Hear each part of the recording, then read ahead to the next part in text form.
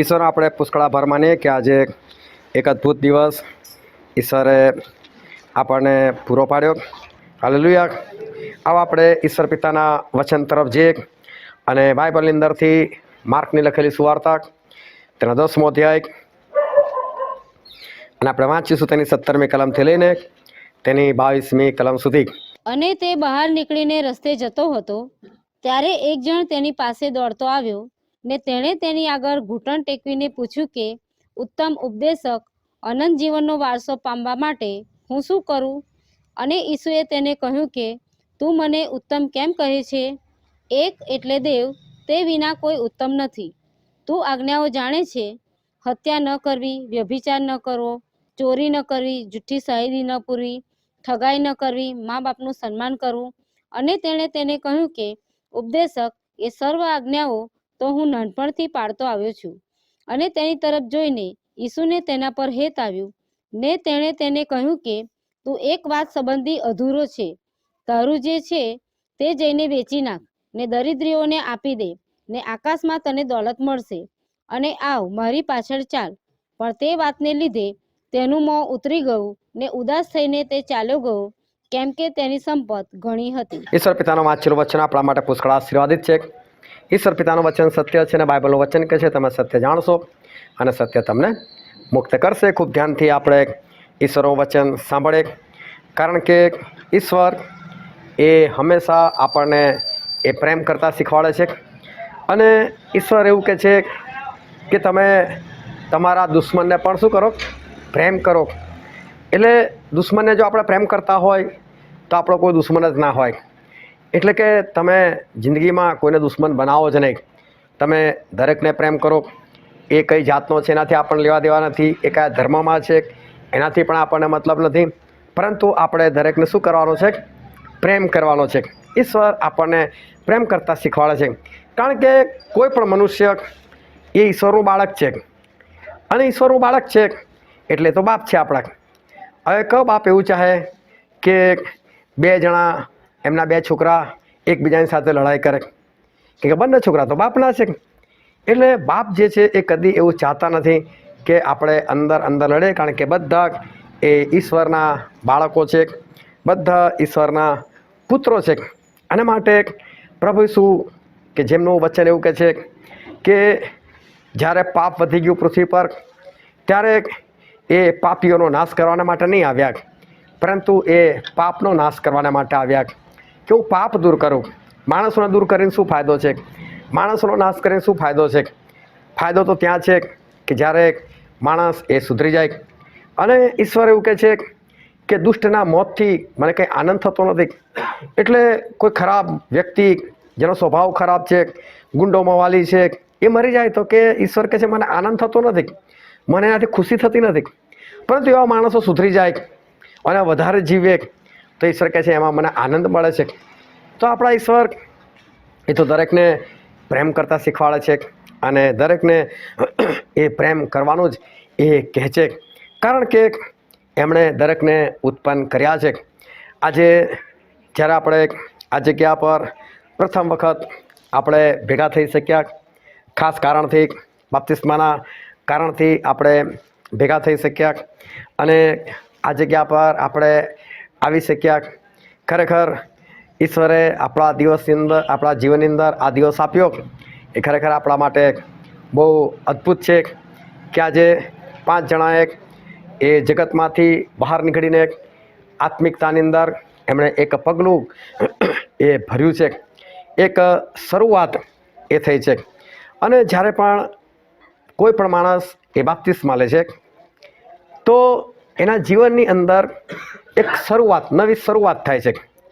અને નવી શરૂઆત એટલે કે એક જન્મ એની માએ એને આપેલો છે અને એને જૂનો જન્મ કહેવામાં આવે છે. અને એની માએ જે વિચારથી કે જે કંઈ કલ્પનાઓથી કે જે કંઈ પાપમાં જન્મ આપેલો છે, એ બધું પાપ એ માણસના જીવનની અંદર નાનપણથી જ આવે છે. અને તમે જોજો કે નાનું બાળક જે ખાલી 6-7 મહિનાનું હોય અને એની મમ્મીના ખોળામાં જો કોઈ બીજા બાળકને જુએ તો 6-7 મહિનાનું બાળક પણ ઈર્ષાથી ભરાઈ જાય છે અને એવું કહે છે કે ભાઈ મમ્મી આ બાળકને ઉતાર.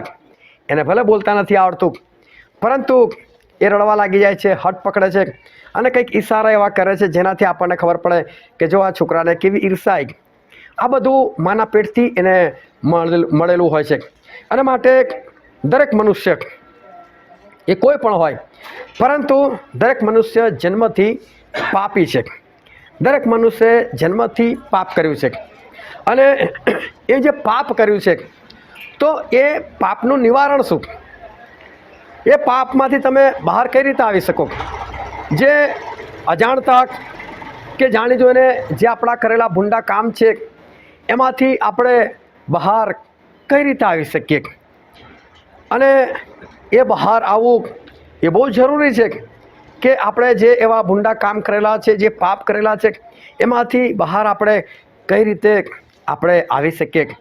અને એના માટે જ પ્રભુ ઈસુએ આપણા જીવનની અંદર એક કાર્ય કર્યું. આજથી લગભગ 2000 વર્ષ પહેલાં પ્રભુ ઈસુ આ પૃથ્વી પર આવ્યા. પરંતુ એ 2000 વર્ષ પહેલાં જે આવેલા એમની શરૂઆત નથી. એ સ્વર્ગમાં હતા જ, પરંતુ ઈશ્વર એ પવિત્ર છે અને આપણે કેવા છે? પાપી છે. અને પાપી અને પવિત્ર આ બેની અંદર બહુ ફરક છે. તમે જો ઈશ્વરનો બનાવેલો સૂરજ, તમે અત્યારે ખાલી બહાર જઈને મને 1 મિનિટ ખાલી સૂરજની સામે જોઈને આપો, તમે 1 મિનિટ નહીં જોઈ શકો સૂરજને. કેટલો બધો પ્રકાશ છે એની અંદર.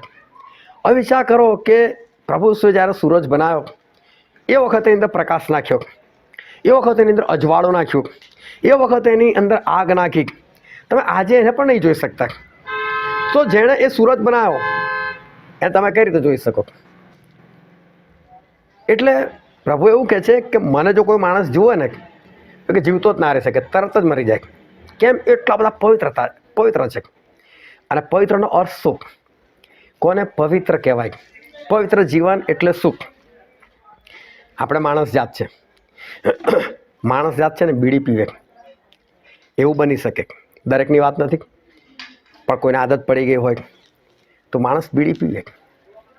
હવે દુનિયાનો કોઈ પણ માણસ અને જે બીડી પીતો હોય ને એ પણ, એને તમે પૂછી જો બીડી સારી છે તો કે ના, બીડી સારી નથી. જો કોઈ માણસ બીડી પીતો હોય ને એનો છોકરો જો પીવા લાગે ને તો એને 2 થપ્પડો મારશે, બીડી પીવસ, સમજ નહીં પડતી. છોકરો કે પપ્પા તમે તો પીવો છે. બાપ કે હું તો ફસાઈ ગયો છું, મને આદત પડી ગઈ છે. એટલે બાપને ખબર છે આ વસ્તુ ખોટી છે, આ મારાથી ના થાય, તો એને પાપ કહેવાય. માણસ દારૂ પી શકે, એ ચરસ ગાંજો પી શકે, એ તમાકુ ખાઈ શકે, પણ ઈશ્વર જે છે ને આવો કોઈ નશો ના કરે, એટલે એને પવિત્ર કહેવાય. ઈશ્વરની અંદર કોઈ નશો નથી, એ નશો ના કરે એટલે પવિત્ર છે. માણસને કેવું હોય, એ તો કોઈનું મર્ડર બી કરી નાખે, બધા નહીં પણ કોઈ હોય એવું ગુસ્સો ચડી જાય મર્ડર બી કરી નાખે. પણ ઈશ્વર કોઈને મારે ના, એ કોઈને મારી ના નાખે. ઘણી વખતે કોઈ માણસ મરી જાય તો આપણે શું કહે છે? જેવી ઈશ્વરની મરજી. હવે તમે વિચાર કરો, ઈશ્વર એવી મરજી હોય કે માણસ મરી જાય? ઘણી વખત તો કોઈ એક્સિડન્ટમાં મરી જાય અને એના હાથ ટાંટ્યા તૂટી જાય, ભયંકરની લાશ હોય અને બોલનાર એવું બોલે જેવી ઈશ્વરની મરજી. શું ઈશ્વર આવું કરે?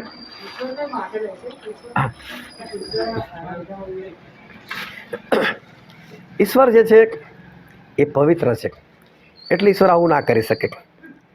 એ કોઈને મારી નાખી ના શકે, કોઈનું મર્ડર ના કરે, એ ચોરી ના કરે, એ જુઠ્ઠું ના બોલે. એટલે ઈશ્વર શું કહેવાય છે? પવિત્ર કહેવાય છે. અને આપણે એટલા બધા પાપ કરેલા છે કે ઈશ્વરનું જે તેજ, એમનો જે પ્રકાશ છે, એ જો પ્રકાશ આપણી સામે આવી જાય ને, આપણો ઓન ધ સ્પોટ આપણો જીવ જતો રહે. એટલે પ્રભુએ શું નક્કી કર્યું કે જવું તો છે માણસની પાસે, આ પૃથ્વી પર આવવું તો છે, પણ માણસ બનીને જવું તો જ. કારણ કે દેવ છું ને દેવ બનીને જવું તો મારી પ્રજા જે છે એ તો નાશ પામે, મને કોઈ જોઈ ના શકે. અને શાના માટે પૃથ્વી પર આવેલા? આપણને બચાવવાના માટે. એટલે પ્રભુ શું આ પૃથ્વી પર આવ્યા? તો એ આપણને કેમ બચાવવા માટે આવ્યા? સમજી લો કે તમારાથી બાય ચાન્સ થયું નથી, પણ ખાલી માની લો કે તમારાથી ખૂન થઈ ગયું, તમે ખૂન કરી નાખ્યું. હવે કદાચ તમારો કોઈક મિત્ર છે, તમારા પિતા છે, કે કોઈ પણ તમારું કોઈ સગું છે, એ તમારી પર બહુ પ્રેમ કરે છે અને એવું કહે છે કે ભાઈ કામ કર, લાય તારા લોહીવાળા કપડાં મને આપી દે, કદાચ તલવાર મારી છે, કદાચ ચાકુ માર, લાય ચાકુ મને આપી દે, લાય હું પોલીસને આગળ હું કહીશ કે ભાઈ મેં ખૂન કરી નાખ્યું, તું હટી જા. હવે એનો ગુનો કોઈ બીજાએ લઈ લીધો, પણ એણે પણ ભૂતકાળમાં એકવાર ગુનો કરેલો, એણે પણ ભૂતકાળમાં કોઈ ના જોવે રીતે કોઈનું મર્ડર કરેલું, પણ એ નહોતો પકડાયો. હવે કે હું તારો ગુનો મારી પર લાવું, એ કઈ રીતે ચાલે? કારણ કે ઓલરેડી એણે પણ ગુનો તો કર્યો જ છે ને. હવે દરેક માણસે એક સરખું નહીં, પણ પાપ તો કર્યા જ છે દરેકે. તો દરેક જણ પાપી છે, તો પાપી માણસ પાપીને કઈ રીતે બચાવી શકે? એ તો બચાવી જ ના શકે. એટલે બચાવવા માટે પવિત્રની જરૂર હતી. અપવિત્ર કોઈ હતું નહીં, એટલે ઈશ્વરે નક્કી કર્યું હું જ જઈશ પૃથ્વી પર, હું જ પૃથ્વી પર આવીશ અને હું જ આવીશ અને હું જ આવીને લોકો માટે એ લોકોના પાપો મારા માથે લઈ લઈશ, હું મારો જીવ આપી દઈશ, જેથી કરીને એ લોકોને મરવું ના પડે. અને જ્યારે આપણે જીવન અને મરણની વાત કરીએ છીએ તો આપણે જે શરીરમાં આવ્યા છે એ શરીર તો આજને કાલ મરવાનું, પણ જીવનનો અર્થ એવો થાય છે સ્વર્ગ, અને મરણનો અર્થ થાય છે નર્ક. એટલે જે પાપ કરે બધા નર્કમાં જાય. તો પ્રભુ ઈસુ શું કર્યું? તમારા પાપ હું લેલું છું મારા માથા પર. અને આપણા વતી એ મરી ગયા. એમને કોઈ મારી નાખી શકે એમ હતું નહીં. કોઈની તાકાત નથી કે એમને મારી નાખી શકે. પણ એ આયલા જ મરવા માટે. કેમ કે ભાઈ હું મરું તો તમે બચી જાઓ. તમારા બદલે હું ફાંસી પર ચડી જાઉં. તમારા બદલે હું ફાંસીનો ફંદો લઈ લઉં. તમારા ગુના હું મારી પર લઈ લઉં અને હું બચી જાઉં. આ બધું ક્યારે થયું ખબર? આજથી 2000 વર્ષ પહેલાં. 2000 વર્ષ પહેલાં. આપણે તો હમણાં આવ્યા 20 વર્ષથી, 40 વર્ષથી, 70 વર્ષથી, 80 વર્ષથી. આપણે તો હમણાં આવ્યા. આપણને એવું લાગે કે મારે શું લેવા દેવા? પ્રભુ શું આવેલા 2000 વર્ષ પહેલાં, મારે શું લેવા દેવા? ભલે ને એમણે જીવ આપ્યો તો મારે શું? મારા માટે થોડો આપ્યો છે. એમણે તો જમાનાના જે લોકો હશે લોકોના માટે આપ્યો છે, મારા માટે થોડો આપ્યો છે. પરંતુ પ્રભુએ જ્યારે પાપ માથા પર લીધા ને ત્યારે એમણે કઈ રીતે લીધા કે હજુ જે વસ્તી થવાની છે અને હજુ જે વસ્તી જે પાપ કરવાની છે એ પણ મારા માથા પર, એ પણ મારા માથા પર મૂકો. એટલે દુનિયા ખલાસ થઈ જશે ને ત્યાં સુધી જેટલા બી પાપ, એ બધા પાપ પ્રભુ શું પોતાના માથા પર લીધા. અને જેટલો તમારો ગુનો મોટો, જેટલું તમારું પાપ વધારે, એવું માણસોનું મરણ થતું હોય જજો. એક છોકરો પર જુવાનીમાં મરી ગયો, પણ એને જોયે ને અને આપણને એવું થાય કે આ કઈ આવી ગયો મારી સામે. એનું જીવન જ એવું, ગમે તેની જોડે ગાળો બોલવાની, મારામારી કરવાની, કારણ વગર લડાઈ ઝઘડા કંકાસ. એક દિવસ મરી ગયો ને એક દિવસ એટલો બધો વરસાદ, એની અંતિમ ક્રિયામાં એટલી બધી તકલીફ પડી. તો હું ત્યાં ઊભો રહેલો, 2-4 જણા વાત કરતા હતા. કારણ જીવન જ એવું હતું, મરતા બધાને હેરાન કરતો ગયો કે જેનું જેવું જીવન ને એવું એને મરણ મળે છે. પ્રભુ શું જીવન ખરાબ નહોતું, પણ એમણે આખી દુનિયાના પાપ, એની પહેલાંના અને એના પછીના બી બધા લોકોના પાપ પોતાના માથે લીધા. અને બધા લોકોના પાપ માથે લીધા તો પછી એમનું મરણ કેવું મળે? ભયંકર મળે. એટલે પ્રભુ શુંનું મૃત્યુ છે ને દર્દનાક.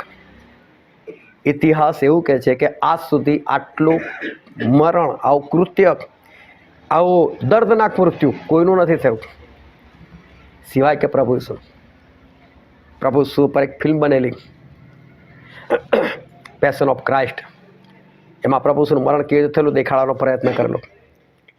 અને સેન્સર બોર્ડવાળાએ એવું કીધું કે અમુક દ્રશ્યો કાઢી નાખો, બહુ ક્રૂર લાગે છે. કે પ્રભુ ઈસુનું મૃત્યુ જેવું ક્રૂર હતું, લોકો જોઈ ના શકે એવું ભયંકર. કેમ? તમારા અને મારા પાપો એમણે માથે લીધા ને એટલે. એ સજા ખરેખર આપણે ભોગવવાની હતી, પણ આપણી સજા એમણે લઈ લીધી. હવે આજે ભલે એમણે આપણી સજા લઈ લીધી, પરંતુ આપણે સજાથી ક્યારે મુક્ત થઈએ? કેમ કે જેને આ વસ્તુ જ નથી ખબર, એ તો બિચારો એમને જ જીવવાનો. તો આપણે કઈ રીતે આપણા પાપથી આઝાદ થઈ શકીએ? આપણે કઈ રીતે બચી શકીએ? આપણી સજાથી કઈ રીતે બચી શકીએ? તો એના માટે પ્રભુ ઈસુ જ્યારે 3જા દિવસે જીવતા થયા ત્યારે એમણે બધા શિષ્યોને બોલાયા. અને જ્યારે સ્વર્ગમાં જવાના હતા ત્યારે શિષ્યોને વાત કરી કે ભાઈ બધાને જઈને આ વાત કહેજો, મેં બધાના માટે જીવ આપ્યો છે. આ સુવાર્તા છે, સારી વાર્તા છે, લોકોને પ્રગટ કરો. લોકોને કહેજો કે મેં તારા માટે જીવ આપ્યો છે. અને તારે જો બચવું હોય તો તું એક કામ કર, મારી પર વિશ્વાસ કર, મારા બાઇબલના વચન પર વિશ્વાસ કર. અને વિશ્વાસ કરીને તારા જે ખોટા કામ છે, તારા જે પાપ છે, એનો પસ્તાવો કર. એટલે કે તે જે અત્યાર સુધી પાપ કર્યા છે, તને ખબર પડશે કે મારા પાપ ભયંકર છે, મારા આવું નથી જીવવું. તું કબૂલ કર કે મારા આવું જીવન નથી જીવવું. અને હવે તું બાપ્તિસ્મા લે. અને બાપ્તિસ્મા એટલે પાણીમાં ડૂબવું.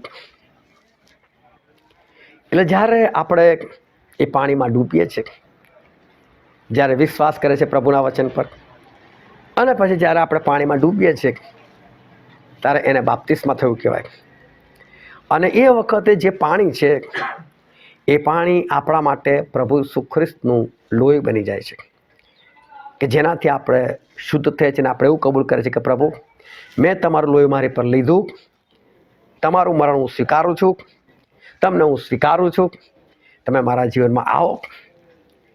અને એટલે એમનું લોહી જે પવિત્ર હતું એ આપણને શું કરે છે? બધા પાપોથી શુદ્ધ કરે છે.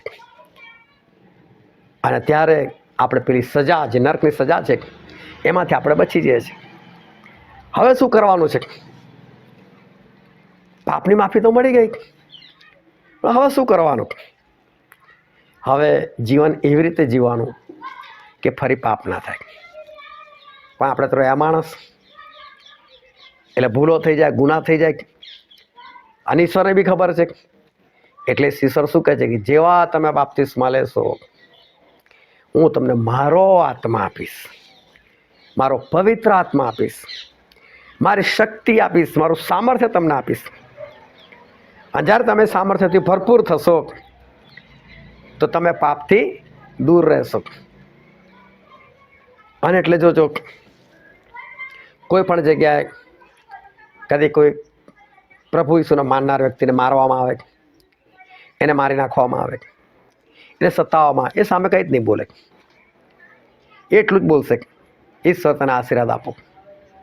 એને ખબર છે કે મારે પાપ નથી કરવાનું હોય, અને મને જે મારવા છે તો મારા પ્રભુનો એ બી દીકરો જ છે, એ દીકરી જ છે. શું કામ હું એને કંઈ બોલું? એટલે ઈશ્વરના લોકો ગમે તેવી પરિસ્થિતિમાં ઈશ્વરના આત્માની સહાયથી એ શુદ્ધ અને પવિત્ર જીવન જીવી શકે છે. તમારા આત્માથી જો તમારે જીવવું હોય તો તમે ના જીવી શકો. એટલે જ્યારે આપણે બાપ્તિસ્મા લઈએ છીએ ત્યારે ઈશ્વર આપણને એમનો આત્મા આપે છે કે જેનાથી આપણે જીવી શકીએ છીએ સારું જીવન, શુદ્ધ જીવન, પાપથી દૂર, પવિત્ર જીવન. એવું જીવન આપણે ત્યારે જીવી શકીએ છીએ. હાલેલુયા. તો ઈશ્વર એ પવિત્ર આત્મા આપણને પૂરા પાડે છે કે જેનાથી આપણે ઈશ્વરના માર્ગમાં હવે ચાલી શકીએ છીએ.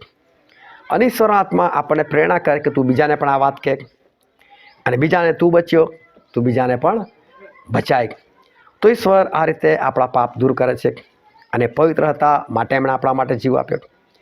એ સ્પેશિયલ મરવા માટે જ આવેલા કે હવે હું મરી જાઉં કે જેથી કરીને લોકોને જીવન મળે. પણ એમની પાસે અધિકાર હતો કે એમનો આત્મા એ ફરી પાછા લઈ લે. અને ત્રીજા દિવસે ફરી પાછા સજીવન થઈ ગયા. 40 દિવસ સુધી લોકોને દર્શન આપ્યું અને પછી સ્વર્ગમાં જતા રહ્યા. પણ બહુ ધ્યાનથી સમજો કે પવિત્ર જીવન જીવવા માટે આપણને જે જરૂર છે એ છે વિશ્વાસ, પસ્તાવ, બાપ્તિસ્મા અને પછી ઈશ્વરનો આત્મા. આટલી વસ્તુની આપણને જરૂર છે. જે આજે 5 જણાએ આ કામ જે છે એ પૂરું કર્યું છે. પણ બાપ્તિસ્મા વગર તમારા પાપની માફી નથી. તમારા પાપની માફી નથી, તમે સારું જીવન જીવી શકતા નથી. તો એક માણસ કે જે આજે આપણે વચન વાંચેલું હતું, માર્કની લખેલી સુવાર્તા તેનો 10મો અધ્યાય 17થી લઈને 22મી કલમ આપણે વાંચી. તો એ જુવાન હતો અને શ્રીમંત હતો. એ છે ને પ્રભુ ઈસુની પાસે ગયો, દોડતો ગયો. અને દોડતો જાય છે અને પ્રભુ ઈસુને પગે પડે છે કે ઓ ઉત્તમ ઉપદેશક, મારે કંઈ સ્વર્ગમાં જવું છે કે છે, હું શું કરું કે છે. એટલે પ્રભુ કહે જો સ્વર્ગમાં જવું હોય તો તું બધી આજ્ઞાઓ પાડ કે છે. તો કઈ આજ્ઞાઓ? મા બાપનું સન્માન કર, ચોરી ના કર, હત્યા ના કર, વ્યભિચાર ના કર. ઘણું બધું પ્રભુએ કીધું. તો આ કહે છે પ્રભુ આ તો બધું નાનપણથી કરતો આવ્યો છું. હજુ મારામાં શું અધૂરું છે કે છે? મારામાં કશું અધૂરું હોય તો મને કહો. તો પ્રભુ શું કે જો તું સંપૂર્ણ થવા ચાહતો હોય, તારું અધૂરાપણું દૂર કરવા ચાહતો હોય તો પછી તું એક કામ કર કે છે, ઘરે જાગે છે અને તારી જેટલી બી મિલકત છે ને એ બધી મિલકત તું વેચી નાખ અને જે પૈસા આવે ને ગરીબોને આપી દે. અને પછી તું મારી પાછળ ચાલ કે છે અને તને સ્વર્ગમાં હું બહુ બધું ધન અપાઈશ કે છે. તો પેલો માણસ ઉદાસ થઈ ગયો. ઉદાસ થઈને એ તો પાછો જતો રહ્યો. પણ આપણે જે વચન વાંચ્યું ત્યાં વાંચીએ એની 17મી કલમ વાંચો તો. અને તે બહાર નીકળીને રસ્તે જતો હતો ત્યારે એક જણ તેની પાસે દોડતો આવ્યો ને તેણે તેની આગળ ઘૂંટણ ટેકવીને પૂછ્યું કે ઉત્તમ ઉપદેશક. જો બાઇબલ શું કહે છે કે આ માણસ દોડતો આવ્યો. હવે માણસ દોડે ક્યારેક કે જેને બહુ ઉત્સાહ હોય, બહુ ઉમંગ હોય, કોઈ જગ્યાએ પહોંચવાની જલ્દી હોય, કશું કામ કરવું હોય, એને એટલી બધી ઉતાવળ, પ્રભુને મળું, પ્રભુને મળું, પ્રભુને બહુ ખુશ, પ્રભુ પાસે જવું, પ્રભુ પાસે જવું, મારા સ્વર્ગમાં જવું છે, પૂછી લઉં કઈ રીતે જવાય. દોડતો ને દોડતો આવે છે. પણ આ માણસ હજુ બાપ્તિસ્મા નહીં થયું. દોડતો દોડતો ગયો, પ્રભુને પગે બી પડે છે. પ્રભુ કે આજ્ઞાઓ પાડે કે છે કે આ બધું તો નાનપણથી કરતો હોય છે, હજુ શું અધૂરું છે. એટલે પ્રભુ કીધું તારી મિલકત વેચીને ગરીબોને આપી દે, જે પૈસા આવે મારી પાછળ ચાલ કે છે, સ્વર્ગમાં તને ધન મળશે.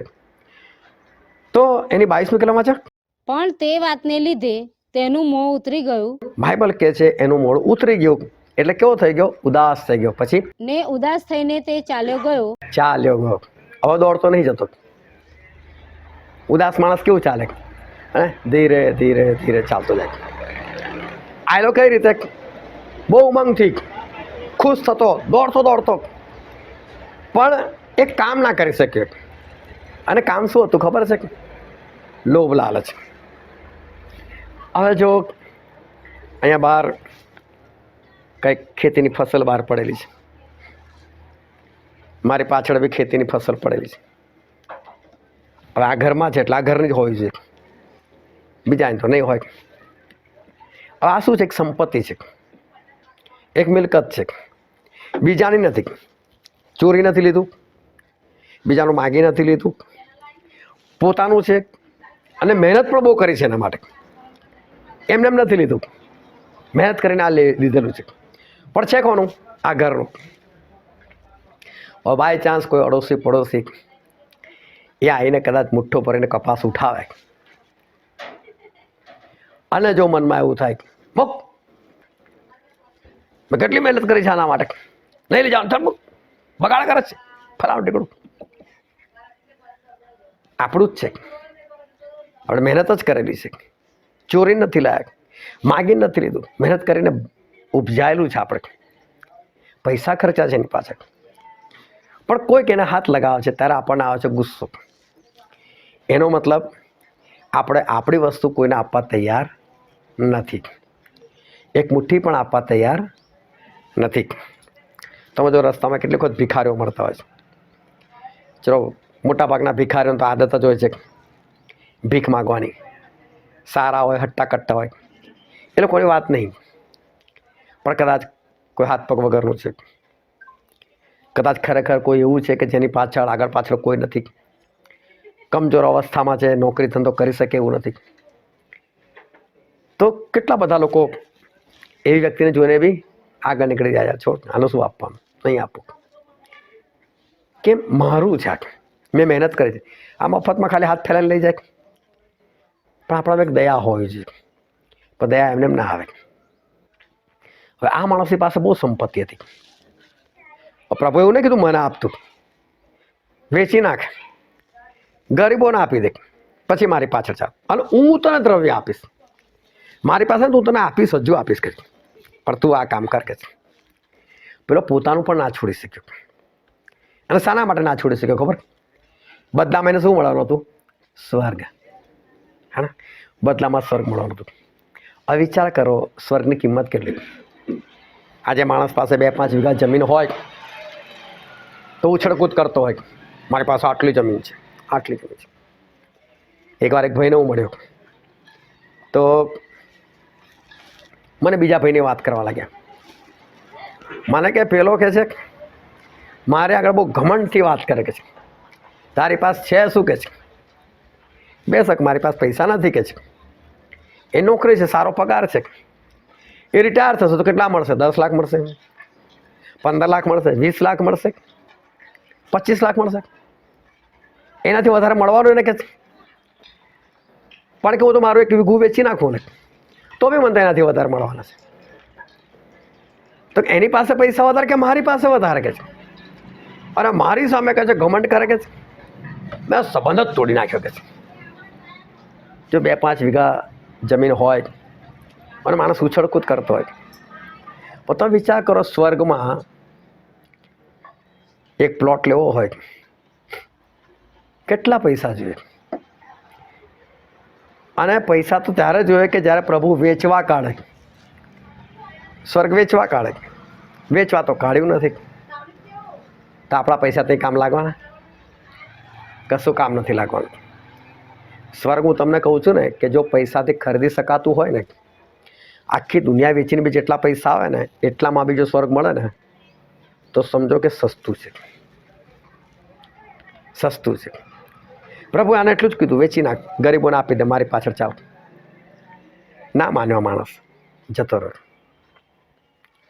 અને હું તમને એક જ કહું છું, તમે ગમે એટલી બાથો ભરશો ને, એક દિવસ આ પૃથ્વી પર જ મૂકીને જવાનું ને આપણે, મરવાના જ ના આપણે. અને મારે ત્યાં આપણે જેટલું બી બનાવેલું છે એ એને જ રહી જવાનું ને. આપણા ગયા પછી જરૂર થોડી કે આપણા છોકરા જ વાપરશે. આપણા છોકરાને મારીને કોઈ લઈ બી લે, ગમે તે થવા કાઢતો, ગમે તે બને. પરંતુ જે સ્વર્ગ છે એ સ્વર્ગ માટે આપણે તૈયાર થવાની જરૂર છે. સ્વર્ગ માટે હું તમને કહું છું ને, બધું વેચીને પૈસા ઈશ્વરને આપી દેવા આપણે તો આપી દેવાના. પોતાનું લૂંટાવા માટે તૈયાર રહેવાનું. જો પ્રભુ શું સ્વર્ગ છોડીને આપણી પાસે આવી શકતા હોય તો આપણે આપણું છોડીને સ્વર્ગમાં ના જઈ શકીએ? તો પેલો માણસ કેવો આવ્યો? દોડતો આવ્યો. એટલે પ્રભુની પાસે દોડનારા તો ઢગલો છે. આજે ખાસ 5 જણની વાત કરું, તમે પણ આજે દોડ્યા છો, દોડીને પ્રભુને પ્રાપ્ત કર્યા છે, પવિત્ર આત્માને પ્રાપ્ત કર્યા છે. પણ આ માણસ એવું ના થાય કે ઉદાસ થઈને પછી પાછું ધીરે ધીરે ચાલવાનું, ઉલટા પગે, એવું ના થાય. અને એના માટે આપણે શું કરવાનું છે? આપણી બધી વસ્તુ છોડવાની તૈયાર રાખવાની. જો લોભ લાલચ નહીં હોય, ખાલી લોભ લાલચ એક એવી વસ્તુ છે જેની અંદર બધા પાપ સમાયેલા છે. માણસ વ્યભિચાર કેમ કરે છે? કેમ કે એને પોતાની પત્ની કે પોતાનો પતિ છોડી કોઈ બીજાના પતિ કે પત્ની લાલચ લાગી. માણસ ચોરી કેમ કરે? એને પોતાનું છોડીને બીજાની કોઈ વસ્તુ સારી લાગી. એટલે દરેક વસ્તુમાં જો લોભ અને લાલચ જ છે. લોભ અને લાલચ બધા પ્રકારના પાપનું મૂળ છે. અને આ માણસની અંદર એ જ હતું. પ્રભુએ કીધું, ભાઈ હટાવવા, આ લોભ લાલચ છોડતું તું સ્વર્ગમાં. આનું હું તમને બધાને આજે કહું છું. ખાલી જે લોકોએ બાપ્તિસ્મા લીધેલું છે એ લોકોને જ નહીં, બધાને કહું છું. લોભ લાલચ છોડી દેશો ને તો સ્વર્ગ તમારા માટે પાક્કું છે. તમે ઈશ્વરમાં ચાલી શકશો અને આગળ વધી શકશો. આ માણસ જેવું નહીં થાય. આપણે લોભ લાલચને છોડીએ અને ઈશ્વરમાં આપણે આગળ વધીએ. હાલેલુયા. હવે આપણે દરેક જણ આપણે આંખોને બંધ કરીએ. આપણા મસ્તકો એ જીવતા દેવની હજુરમાં નમાય. આપણે દરેક જણ આપણે આંખોને બંધ કરીએ. આપણા મસ્તકો દરેક જણા પ્રભુ ઈસુ ખ્રિસ્તની હાજરીમાં નમાય. અને આ સમય છે કે આપણે આપણી જાતને તપાસીએ, આપણી જાતને આપણે પ્રશ્ન કરીએ કે શું મારી અંદર ભલે મારી ચીજ વસ્તુઓની પણ લાલચ છે, લોભ છે મારી અંદર? શું આજે મારી અંદર મારી પાસે જે કંઈ છે એને પ્રભુ માટે છોડવાની તૈયારી છે મારી પાસે? શું આજે હું પ્રભુ માટે છોડી શકું છું કે પછી મને લોભ અને લાલચ છે? પોતાની જાતને આપણે તપાસીએ. ઈશ્વર એ આપણી સાથે વાત કરી રહ્યા છે. એ ચાહે છે કે લોભ લાલચ આપણા જીવનમાંથી દૂર થાય. આજે જો તમારો આત્મા, તમારો હૃદય, તમારો અંતઃકરણ એ તમને કહેતું હોય કે હા તારી અંદર લોભ છે, લાલચ છે, તો વાલા સમય છે કે તમે ઈશ્વર પાસે જઈને માફી માગીને એને છોડી દો અને નવા જીવનના માટે સંપૂર્ણપણે તૈયાર થાવ. કારણ કે આપણે પ્રભુ ભોજન પાડનાર છે ત્યારે આપણે તેના માટે તૈયાર થઈએ. આપણે પસ્તાય કરી સાથે ઈશ્વર પાસે જઈએ અને આપણે પ્રભુ ઈશ્વરની લોહીના માંસને માટે આપણે પોતાની જાતને આપણે તૈયાર કરીએ. આપણે થોડો સમય શાંત રહીએ, પસ્તાય કરી સાથે ઈશ્વર પાસે.